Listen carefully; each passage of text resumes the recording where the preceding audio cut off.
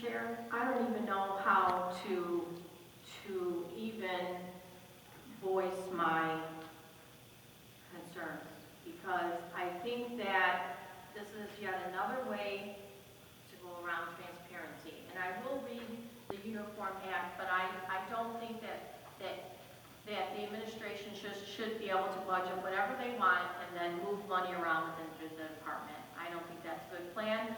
I think those are inflating the numbers in the departments, and I just don't think it's a good practice. I don't think, so theoretically, you don't need to come before us until the end of next year, because you budget them all, right? So, for any employees, right? You don't have to come to us until next year, because when you're doing, excuse me one second. So when you're doing the budget, you budgeted, 25 new people, and you've already budgeted for them, so we don't even have to know about them. Through Chair, if I may, any hires are given to council through payroll change notices. So you How guys many of can get those have we reports. gotten in 6 months? That's not my department, Okay. so I apologize. I don't know. Mr. Mayor. Okay. Either monthly or bi-monthly, I don't know, I will admit they probably do How many have we that. gotten? I received them. So you've received one every month? Okay. And so in 6 months, we've hired how many people? Through the chair, I know as far as everybody that I've brought in outside of golf and sportsplex has come in front of you, other than ones that went right into the union. I think we brought in 4 in the customer assistance center. There was maybe 2 directors. We just hired a community development, and then, well, those came in front of you, the golf supervision. Every person that I've brought in outside of the union has come in front of you. That is not like golf or seasonal. So the union people are not brought before us? No. Through the chair. Okay, so how does that work exactly? Through the chair, if there's a budgeted vacancy, we fill that, and we decide through the interview process. I make the decision whether we hire that person or not, and then I put them in the union that they're going into. Okay, and are those on the transaction reports? Through the chair, yes. Okay, and then so are you limited to whatever it's budgeted for, or can you do it higher? Through the chair, to be honest with you, I'm not sure. I mean, we normally, if it's contractual, I bring every, that's not union comes in front of you. But if I put somebody in 1128 as a level 1, that's what they get. That's their starting rate. So the only one that I have control on is what I bring in front of you guys, and you have to decide whether you vote yes or no. So if I hire somebody to go work in the DPW, they come in as a operator 1. They're getting paid at the beginning rate of an operator 1. So they just, I know I'm looking, it looks like I'm looking at my phone, but I am, because on our email, it's called employee change report.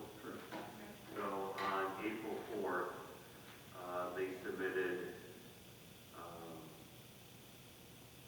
believe this was for January and February. So I don't believe that we've received March, but that makes sense.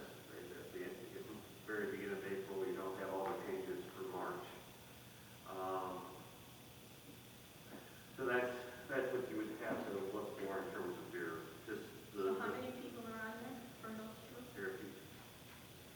Through the chair, it shows contractual raises, it shows retirees, new hires. There's a column that shows if they're reassigned.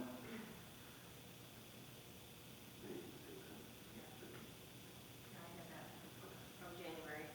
So, okay, so. That was January. I don't, I still don't think that we should put $2,500,000 in the departments for anyone to spend without coming before us. That's just my opinion. And so if you're telling me that it violates a law, then I'm going to research it and bring it back to you in 2 weeks. So I'll research that, and I'll research that we have to, by law, budget all open positions. That's law says? I'm not an attorney, through the chair, I'm not answering that. You know, what I heard is that if we want to remove the FTEs, we as a council could do that. So if the intent is there's 8 open positions, and our intent is to only allow the administration to fill 6, we could take it from 8 to 6, we could take it from 8 to 0, we could take it from 8 to 16. But there, at least from what I'm hearing, is that it should be based on what we're authorizing for the year.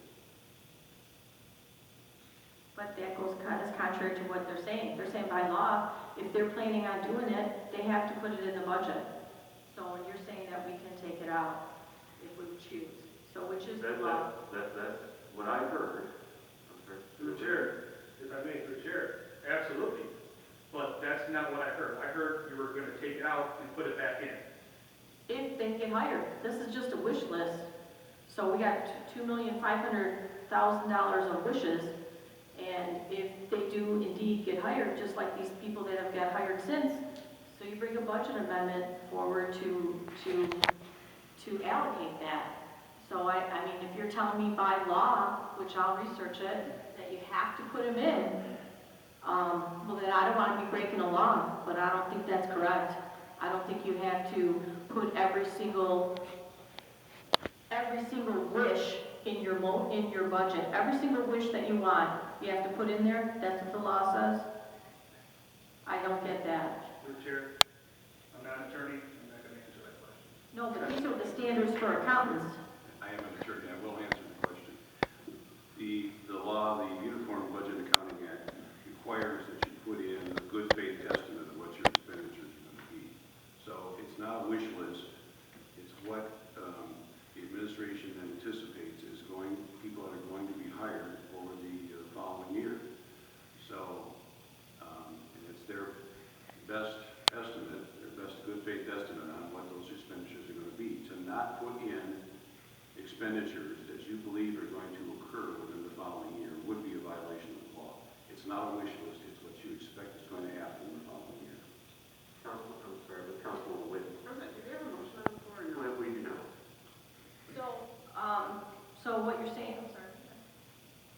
Well, I think. I just was wondering how long we're gonna, Oh, I'm sorry. I didn't know if we have a motion. Well, if that's we could call what it. we're trying to get, right, is the original question was your intent, my understanding, was to take out all of it. So then the question became, where do you hold that on the books? We took out every vacancy, and we show up in the fund balance, right? But the issue is it the intent of the council to remove some, all, how many of the open FTEs that are out there? And so I think we've kind of gone around what the different combinations of permutations are. But to the council's point, if there's a motion that you would like to make, or if you want to research more and come back and make a budget amendment, this budget does not take effect until July 1st. So that is, of course, also at your discretion. If you want to make a motion now, research it for another 2 weeks, and come back with, or for next Tuesday's meeting, you could make a budget amendment. I had a couple questions. Councilwoman Grady. So reasonable expectation for the year. So who determines that? Under the charter, the mayor makes that determination, Okay. commission administration of the city. Okay, but you plan on getting those in that year. So doesn't a budget amendment also correct the budget to make that happen? That's right. Like when they're actually hired, doesn't a budget amendment correct it? But if you're making amendments for things you anticipated to do at the time the budget was passed, then you're violating the law because you haven't put those expenditures into your budget at the beginning of the year. Wow, that's amazing to me. So no, I'm not going to make a motion today. I'm going to research it. I'm going to bring it back in 2 weeks because I don't think we should put $2,500,000 in our budget without knowing what it's for actual people And I don't think, I don't think it's correct, but I don't want to break the law, and I don't want our attorney to tell me I'm breaking the law and then do something that breaks the law. So, and I understand what Chairman Geis is saying, because we have done that before. The wish list was this, and we took out what we thought it should be. And I think that we're well within our purview to do that. So, I understand what you're saying, that you can't take them all out, because some of those need to be filled. I'm just looking for a little bit of control, and that's why I came here, is to try to make sure that the things are being spent properly and not in a budget to be spent on whatever.